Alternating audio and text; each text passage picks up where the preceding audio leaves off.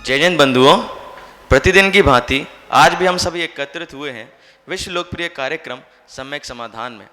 इस कार्यक्रम में हम पूज्य मुनिश्री के समक्ष अपने समीचीन विकल्प प्रस्तुत करते हैं, जिनका सम्यक समाधान हमें पूज्य मुनिश्री के मुखारबिंद से प्राप्त होता है।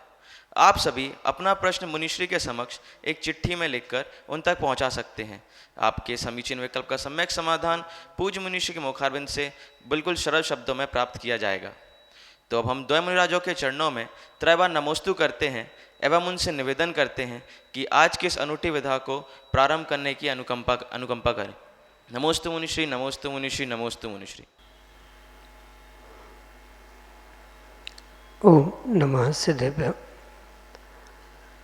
कीर्त्या महत्या भुवि वर्धमानम् तं वर्धमानं स्तुतिगोचरत्वं निनीसमास्मो वैमद्वीरं विशीर्णदोषाशयपाशबन्धुं विशीर्णदोषाशयपाशबन्धुं। पंच परमेष्टि भगवान की परम पूज्य आचार्य भगवंत गुरुवर विशुद्ध सागर जी मुनि महाराज की, परम पूज्य मुनिश्री सुप्रभ सागर जी महाराज की।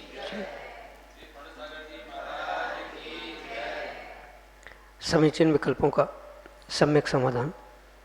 सम्यक ज्ञान की वह एक अलौकिक विधा जिसके माध्यम से हम सभी अपने जीवन में उस अज्ञान रूपी तिमिर को दूर करके और सम्यक ज्ञान रूपी ज्योति को ज्योतित करते हुए अपने जीवन के कल्याण का पद प्राप्त कर सकते हैं।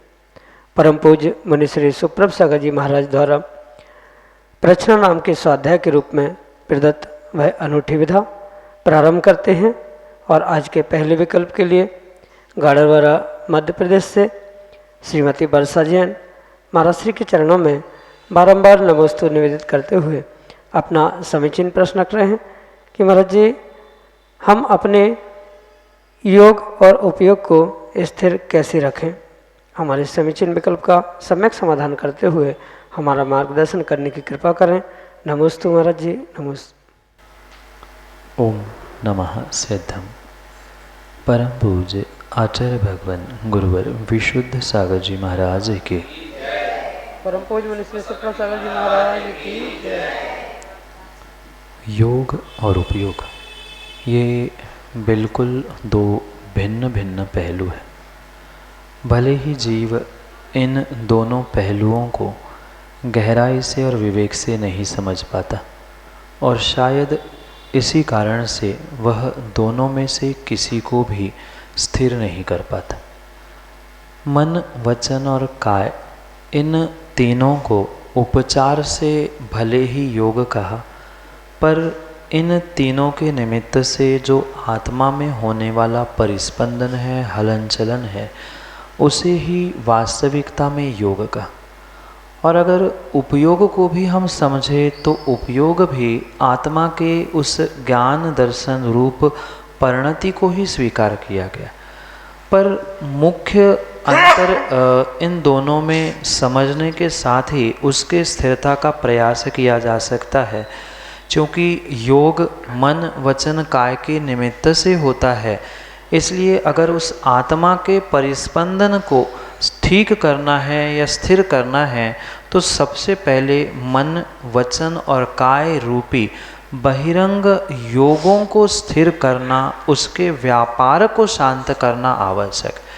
और ये भी अनुभव सिद्ध है कि जितनी योगों की चंचलता अधिक होगी उतने ही उपयोग की भी चंचलता अधिक होगी, क्योंकि जो ज्ञान दर्शन रूपी उपयोग है, ज्ञानोपयोग है, दर्शनोपयोग है, चाहे उसे शुभ अशुभ आदि रूप भी विभाजित कर ले, पर उनकी चंचलता, उन उपयोगों की चंचलता योग की चंचलता पे निर्भर होती है। जिस जीव ने अपने मन वचन काय रूपी योग को स्थिर करने का पुरुषार्थ किया है, वो ही क्रम क्रम से अपने उस ज्ञानोपयोग दर्शनोपयोग को स्थिर करने का पुरुषार्थ विशेष रूप से कर सकता है, अन्यथा नहीं।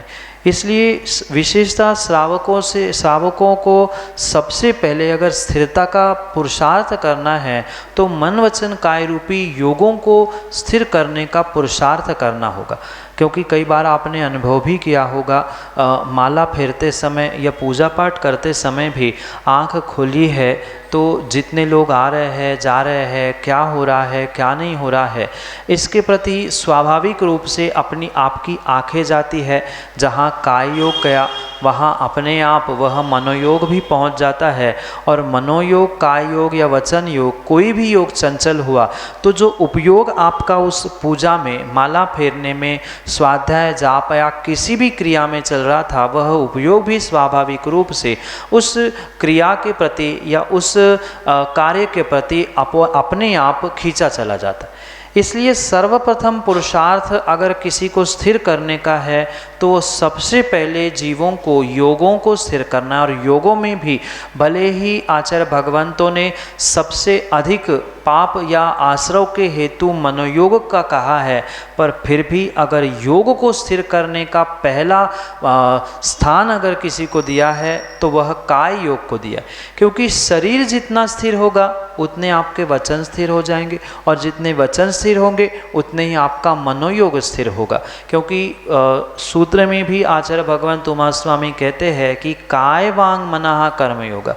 पहले काय को ग्रहण किया, जब आश्रव का कथन करते हुए आश्रव के सबसे पहले हेतु को कहा, तब भले ही मन को सर्वाधिक आश्रव का निमित्त कहा, पर काय को स्थिर किए बिना, काय योग को शांत किए बिना किसी प्रकार से आप अन्य योगों को स्थिर नहीं कर सकते। और जहाँ योगों की चंचलता बनी रहेगी वहाँ उपयोग का भी ऊपर नीचे होना, उसकी भी चंचलता बनी रहना, ये स्वाभाविक रूप से होता रहेगा।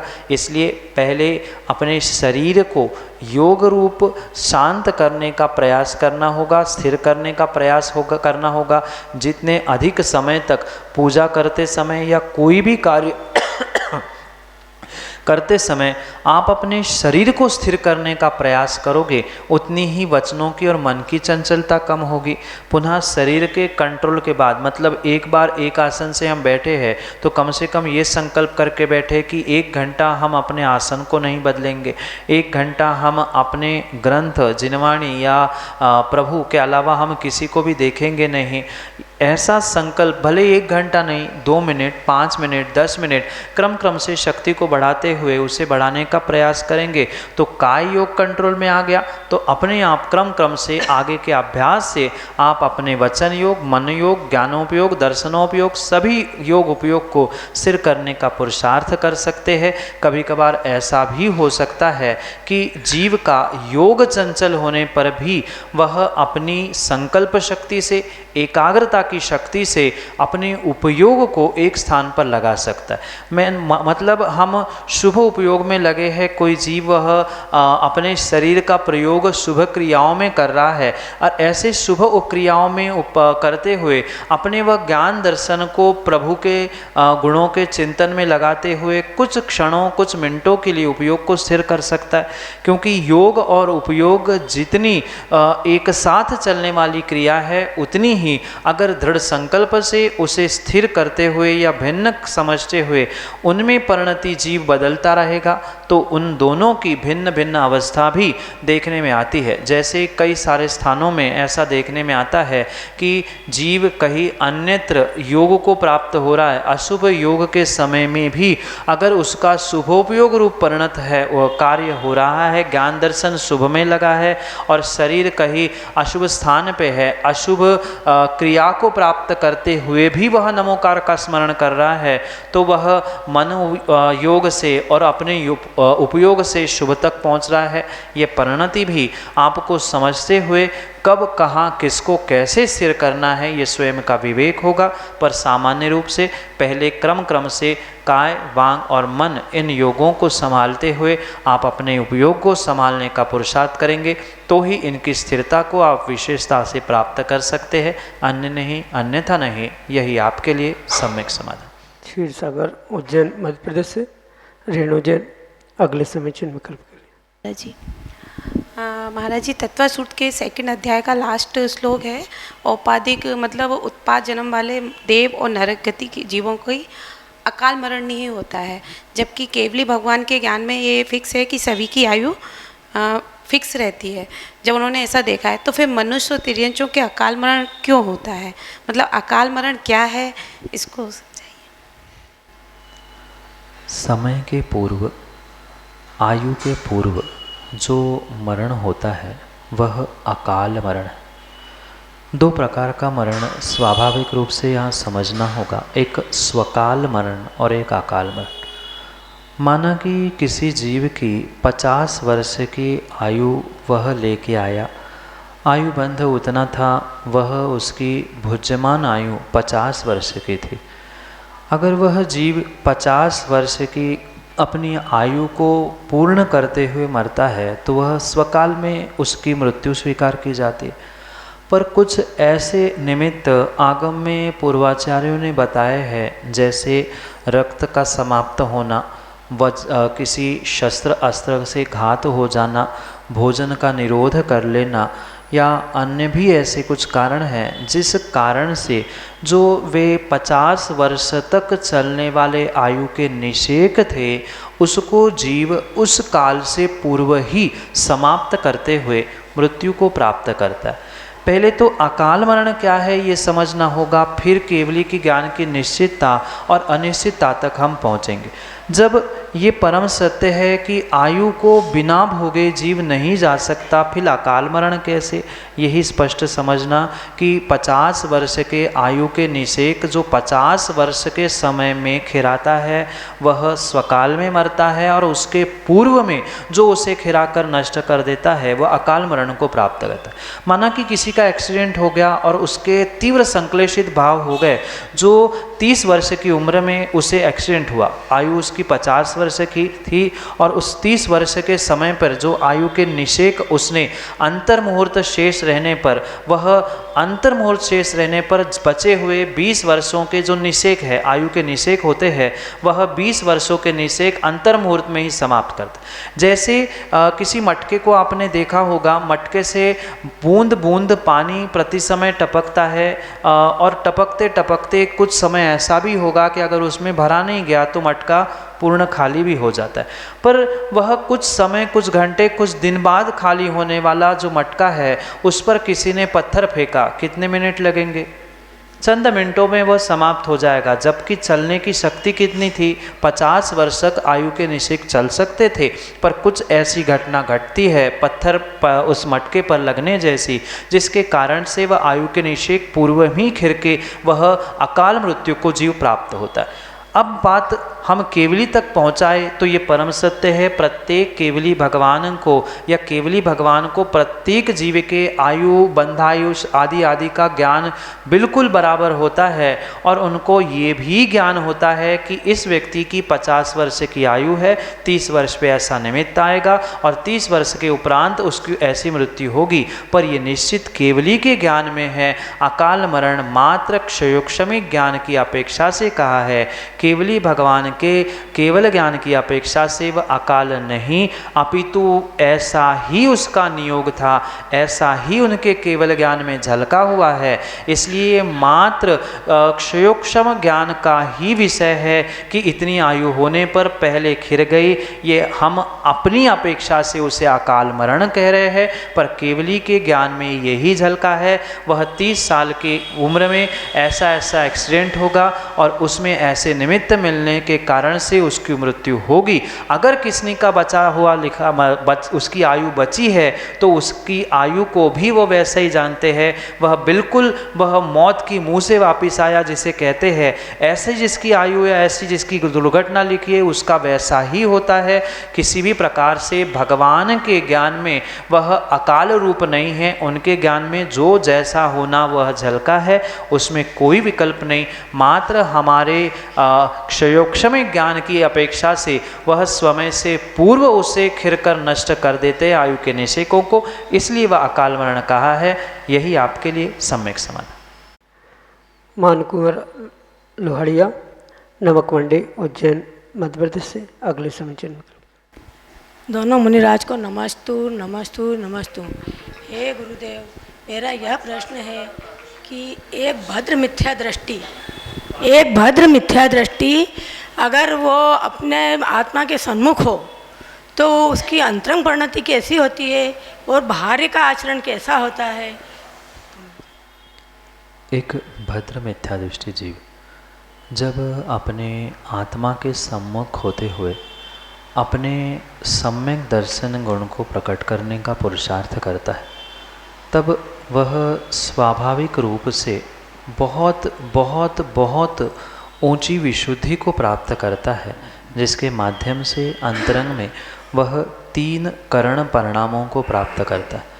अपूर्वकरण, अनिवृत्तिकरण और अधाकरण, इन 3 करण परिणामों से वह भद्र मिथ्या दृष्टि जीव इस संसार, विषय, भोग आदि से संवेग को प्राप्त करते हुए, यानी उससे दूर होने का पुरुषार्थ करने की भावना से अपने उस शुद्धात्मा को प्राप्त करने का पुरुषार्थ जब करता है, तब इन अंतरंग में 3 करण परिणामों के माध्यम से अत्यंत आत्मा की विशुद्धि को प्राप्त करता है। जबकि अभी वह मिथ्यात्व गुणस्थान में ही है, मिथ्या दृष्टि ही है, पर भावों की ऐसी निर्मल परिणति और ऐसी विशुद्धि हुआ करती है जिसके माध्यम से वह 3 करण परिणाम करता है, और उस 3 करण परिणामों के माध्यम से ही अंतरंग में जो मिथ्यात होता है उस मिथ्यात के 3 टुकड़े करता है। और जैसे ही 3 टुकड़े करता है, मिथ्यात, सम्यक प्रकृति और सम्यक मिथ्यात, उन तीनों में से पुनः जिसके उदय को प्राप्त करता है, पुनः उस स्थान को प्राप्त करता है। ये अंतरंग परिणति की अपेक्षा से उस आत्मा के या सम्यक दर्शन के उन्मुख उस भद्र मिथ्या दृष्टि जीव के परिणाम हुआ करते हैं। और साथ में ये भी समझे कि जैसे अंतरंग की विशुद्धि को वो प्राप्त करता है, ऐसे बहिरंग में भी वह आचरण की शुद्धि को प्राप्त करता है। भले ही उसके पास कोई भी किसी भी प्रकार से सम्यक चारित्र नहीं है, सम्यक ज्ञान भी अभी प्रकट नहीं हुआ है, सम्यक दर्शन भी प्रकट नहीं हुआ है, पर उसका आचरण और उसके आचरण में इतना विवेक होगा कि कुछ ही समय में उसका वह आचरण भी कुछ अपेक्षा से वह सम्यक्त्वाचरण चारित्र रूप प्रकट होगा। शब्दों को गौर करना, वह सम्यक चारित्र रूप नहीं अपितु सम्यक्त्वाचरण चारित्र रूप, यानी सम्यक दर्शन को प्राप्त करने वाले जीव की जो विवेक पूर्वक क्रिया होती है, वह कुछ अंशों में विवेक उसके आचरण में अवश्य ही आता है। क्योंकि आचरण में अगर ये विवेक नहीं आया है तो मात्र अंतरंग के परिणति से कभी भी जीव कार्य के सिद्धि को प्राप्त नहीं कर सकता। इसलिए अंतरंग और बहिरंग दोनों वह ऐसे विशुद्ध और शुद्ध हुआ करते हैं जिसके माध्यम से वे कुछ ही समय में, कुछ ही क्षणों में अपने उस मिथ्यात गुणस्थान को छोड़ने की पूर्ण रूप से संभावना होती है। क्योंकि वहाँ वह सम्यक प्रकृति या अन्य किसी का कैसा उदय होता है, वह जीव के उस समय करण परिणामों के समय होने वाले जो विशुद्ध परिणाम है या जो विशेष परिणति रूप परिणाम है, उस पर ही निर्भर किया करता है। पर सामान्य रूप से ये अंतरंग और बहिरंग परिणति होगी। क्योंकि करणानियों की अपेक्षा से अगर इन गुणस्थानों की और भद्र मिथ्या दृष्टि की इस विशुद्धि की बात कर ले तो शायद ये समय कम पड़ जाए। इतनी विशेष विशुद्धि उस अपूर्व करण आदि परिणामों के माध्यम से वो जीव करता है। पर संक्षेप में उनकी यह अंतरंग और बहिरंग आचरण और परिणति रूप जो विशुद्धि और शुद्धि होती है, यही आपको सम्यक समाधान से। हीरामणि जैन, उज्जैन मध्य प्रदेश से अगले समीचीन विकल्प के लिए। हे गुरुदेव, नमोस्तु नमोस्तु नमोस्तु। गुरुदेव, मुझे स्वभाव, गुण, धर्म और शक्ति तीनों में क्या, चारों में क्या अंतर है, इसका स्वरूप बताएं आप। इन चारों शब्दों में हम कथनचित एकत्व भी बता सकते हैं, पहचान सकते हैं, और कथनचित इन चारों में भिन्नत्व अंतर भी खोजने की आवश्यक। जैसे धर्म और स्वभाव ये तो अपेक्षाकृत समान ही हुआ करते हैं, क्योंकि वत्थु सहाउ धम्मो, ऐसा जब हम धर्म का स्वरूप करेंगे तब स्वभाव को ही आचार्यों ने धर्म कहा है, तब दोनों भी लगभग एकत्वता को ही प्राप्त करने वाले होते।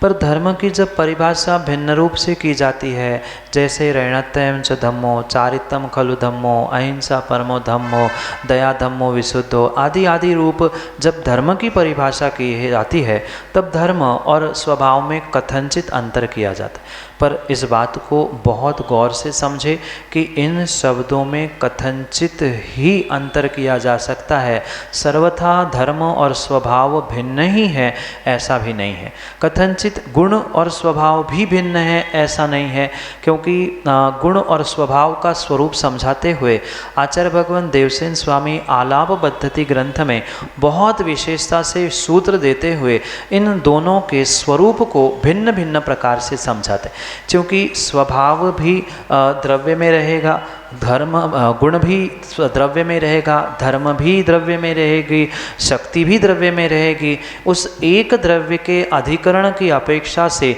एक क्षेत्र अवगाहना, एक प्रदेशत्व आदि की अपेक्षा से उनमें एकत्व भी कहा जा सकता है, क्योंकि गुण जहाँ होंगे वही स्वभाव होंगे, वही स्वभाव को ही धर्म कहा जाएगा, और इन सबके साथ ही द्रव्य की अपनी स्वयं की शक्ति होगी। इसलिए उसे एकत्व रूप भी स्वीकार किया जा सकता है, पर उसमें ही संज्ञा, संख्या, लक्षण, प्रयोजन आदि की अपेक्षा से जैसे द्रव्य, गुण और पर्यायों में भेद किया जाता है, ऐसे ही स्वभाव में, धर्म में, गुण में, शक्ति में भी अंतर किया जा सकता है। जो जीव की स्वयं की सहन करने की वीर्य रूपी शक्ति है, वो ही आत्मा का गुण रूप स्वीकार किया जा सकता है। कथनचित उसे ही स्वभाव रूपी आत्मा का धर्म, जो कि ज्ञान दर्शन रूप है, उसे स्वभाव भी कहा जा सकता है, गुण भी कहा जा सकता है। जैसी जहाँ पर अपेक्षा कहने वाले की, समझने वाले की होती है, वैसे ही इनको हम भिन्न भिन्न प्रकार से या उनमें अंतर करते हुए समझ सकते।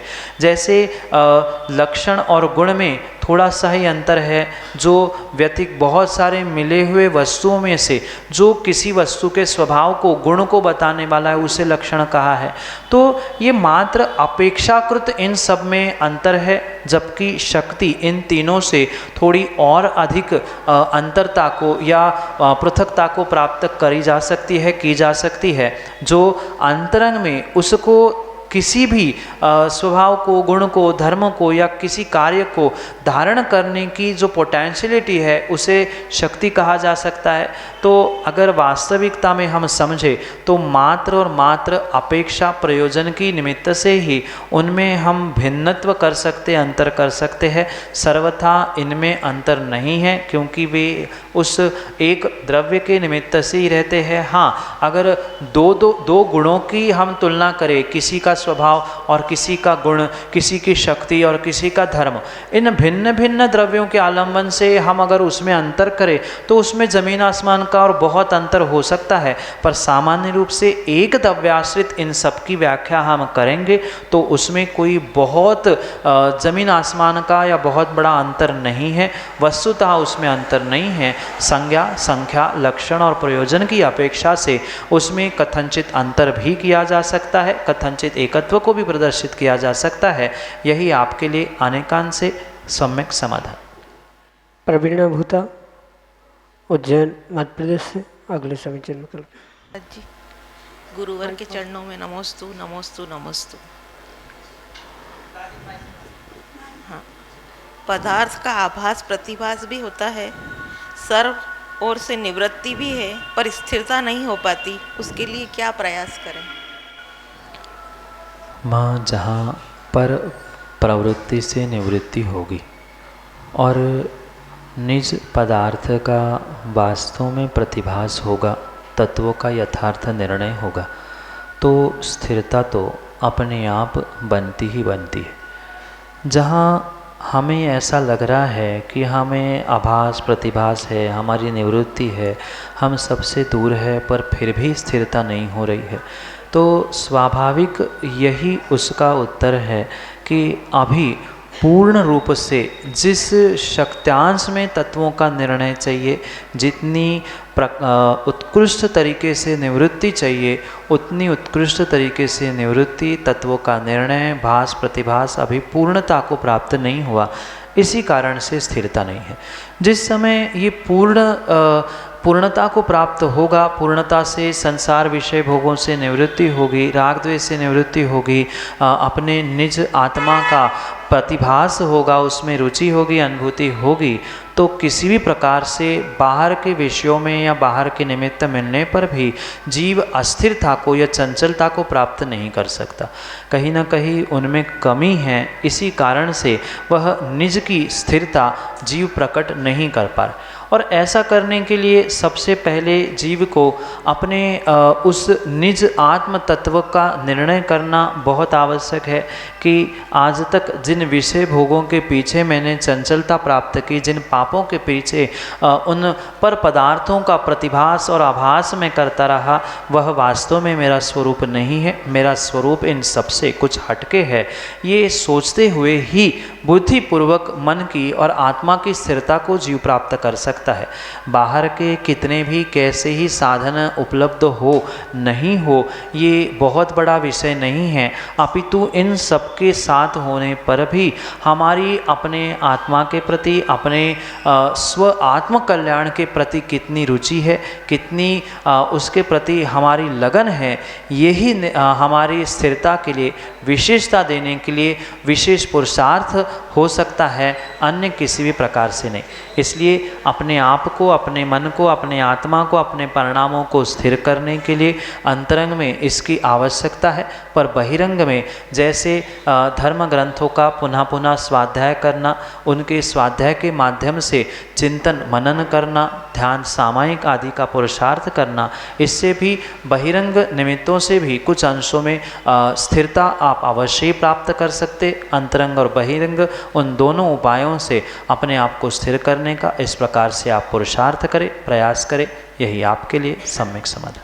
उम्मीद है आप सभी को मिल गया होगा आपके समीचीन विकल्पों का सम्यक समाधान। अगर नहीं तो आप हमारे पूज्य मुनिश्री के समक्ष, हमारे समक्ष अपने समीचीन विकल्पों को हमारे मोबाइल नंबर 8707548811 पर व्हाट्सएप के माध्यम से पहुंचा सकते हैं। आप अपना प्रश्न लिखकर, उसकी फ़ोटो खींचकर या फिर बोलकर पहुंचा सकते हैं। प्रतिदिन पूज्य मुनिश्री के प्रवचन एवं सम्यक समाधान सुनने के लिए आप सभी YouTube पर जाकर हमारे YouTube चैनल सुप्रभ आवाज को सब्सक्राइब करें, ताकि प्रतिदिन 5:13 पर अपलोड किया जाता है यह समीचीन विकल्पों का सम्यक समाधान, जिसमें आप प्राप्त कर सकते हैं अपने प्रश्न का उत्तर। तो आज की इस अनूठी विधा को यहाँ पर हम समाप्त करते हुए पूज्य मुनिश्री के चरणों में त्रैवार नमोस्तु करते हैं। नमोस्तु मुनिश्री, नमोस्तु मुनिश्री, नमोस्तु मुनिश्री।